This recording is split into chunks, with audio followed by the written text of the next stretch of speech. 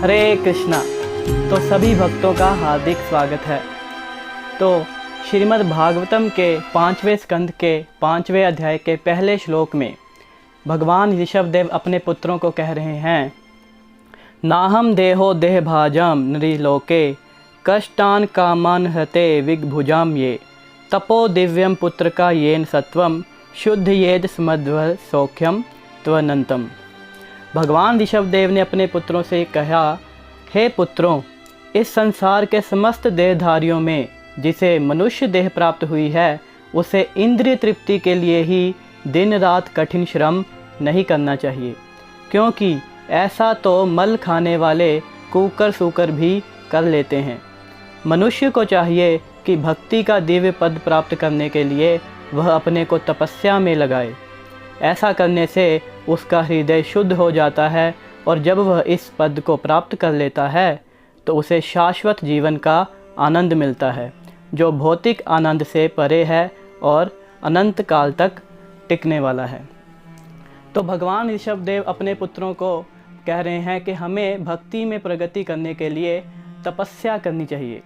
देखिए, इस संसार में जो है हम सब तपस्या कर रहे हैं।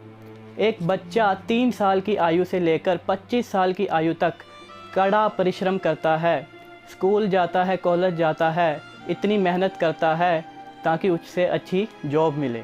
उसके पश्चात एक अच्छी सरकारी नौकरी या कोई प्राइवेट जॉब पाने के लिए या किसी बिज़नेस में सक्सेसफुल होने के लिए भी हम कितना परिश्रम करते हैं, रात दिन जागते हैं, पढ़ते हैं, कभी कभी अपना खाना त्यागते हैं, कभी नींद छोड़नी पड़ती है। तो ये सब तपस्या तो हम सब कर रहे हैं, लेकिन ये तपस्या हम सही जगह पर नहीं कर रहे।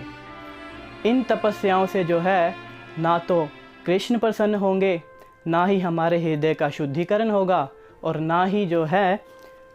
ना ही हमारा जो इस दुर्लभ मनुष्य जीवन का उद्देश्य है, लक्ष्य है, ना वो अचीव होगा। तो हम देख सकते हैं कि जो शारीरिक कष्ट है, तपस्या का जो मेन मतलब है वो है अपनी इच्छा से शारीरिक कष्ट देना भगवान श्री कृष्ण की प्रसन्नता के लिए। अभी शारीरिक कष्ट तो इस संसार में बहुत सारे लोगों को वैसे भी मिल रहा है। एक भिखारी को ही हम देख सकते हैं, यदि उसको कुछ खाने को ना मिले तो वो सारा दिन भूखा रहेगा और शारीरिक कष्ट को झेलेगा। लेकिन क्या इसमें उसकी अपनी इच्छा है? नहीं। यदि उसको खाने को भोजन मिलेगा तो वो खूब खाएगा। दूसरी तरफ एक और लोग हैं जो अनशन पर बैठ जाते हैं, इसमें उनकी इच्छा भी है और वो शारीरिक कष्ट भी झेल रहे हैं, परंतु इसमें क्या है, वो कृष्ण की प्रसन्नता नहीं है। तो तपस्या का मतलब है अपनी इच्छा से शारीरिक कष्ट को झेलना भगवान श्री कृष्ण की प्रसन्नता के लिए। तो हम सब देख सकते हैं कि ऋषभ भगवान अपने पुत्रों को क्या कह रहे हैं कि यदि तुम्हें इस दुर्लभ मनुष्य जीवन का जो है मेन पर्पस अचीव करना है तो क्या करना चाहिए, खुद को तपस्या में लगाना चाहिए।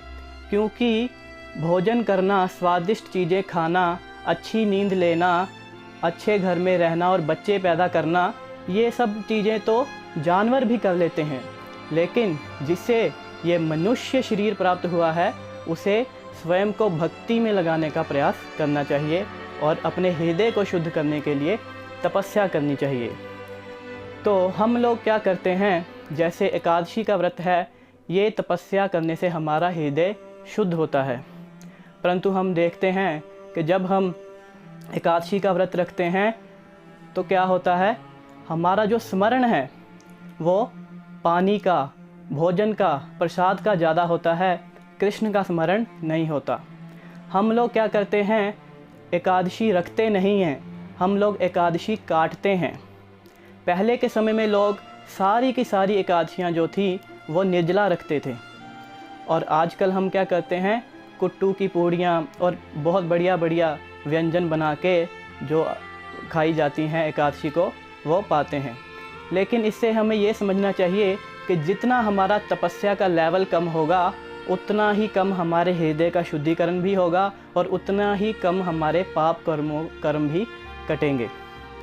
तो उपवास का जो अर्थ होता है वो होता है भगवान श्री कृष्ण के नज़दीक रहना। उप का मतलब है रहना और वास का मतलब है उप का मतलब है नज़दीक और वास का मतलब है रहना। तो उपवास वाले दिन हमको भगवान श्री कृष्ण के नज़दीक रहने का प्रयास करना चाहिए। इस दिन सभी भौतिक कार्य जैसे खाना पकाना, नहाना, बर्तन धोना, इन चीज़ों पे अपना समय वेस्ट नहीं करना चाहिए और ज़्यादा से ज़्यादा समय जो है हमें श्रीमद् भागवतम को पढ़ने, भगवद गीता को पढ़ने, भगवान के नाम का जप करने और पूरे परिवार को चाहिए कि एक साथ बैठ के भगवान के नाम का कीर्तन किया जाए। तो इस प्रकार से जो है हम उपवास को सही तरीके से रख पाएंगे। लेकिन जो लोग भगवान श्री कृष्ण का स्मरण ना करके इस एकादशी या व्रत को काटते हैं, किस तरह से काटते हैं? ज़्यादा से ज़्यादा सोकर, व्हाट्सएप चलाकर या मूवीज़ वगैरह देखकर, तो वो सही नहीं है। एकादशी को हमारा जो चेतना है, जो हमारा स्मरण है, वो भगवान का होना चाहिए, तभी हमारी एकादशी जो है सफल होती है। चलिए अब बात करते हैं कि बहुत सारे लोग कहते हैं कि निर्जला एकादशी को रखें कैसे। बहुत कठिन है इतनी गर्मी में जो निर्जला एकादशी का व्रत का पालन करना, और किस प्रकार से लोग डरते हैं कि हमें कहीं बेहोशी ना हो जाए। तो उनके लिए कुछ टिप्स मैं देना चाहूँगा। सबसे पहला टिप्स ये है कि निर्जला एकादशी के एक दिन पहले स्वयं को हाइड्रेट रखने के लिए ज़्यादा से ज़्यादा जल का सेवन करना शुरू कर दें। और क्या करें? कुछ लोग सोचते हैं यदि मैं एक दिन पहले खूब पेट भर के अन्न प्रसाद पा लूँगा तो अगले दिन मेरे को भूख नहीं लगेगी, तो मैं आसानी से रख लूँगा। लेकिन ऐसा नहीं है।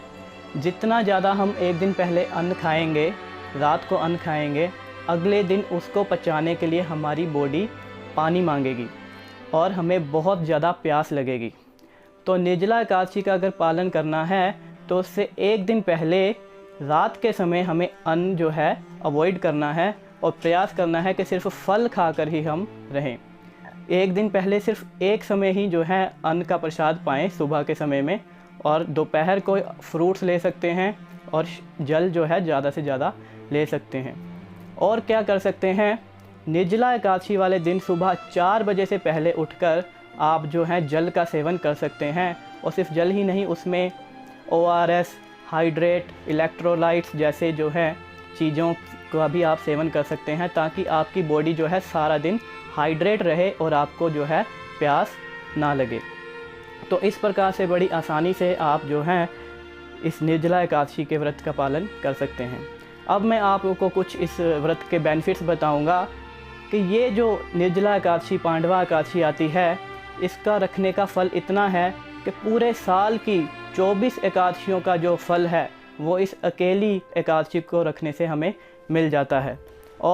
और हमारे जितने भी पाप कर्म हैं, अनेकों जन्मों के हमारे पाप कर्म एकादशी का व्रत रखने से हमारे कट जाते हैं। और क्या होता है?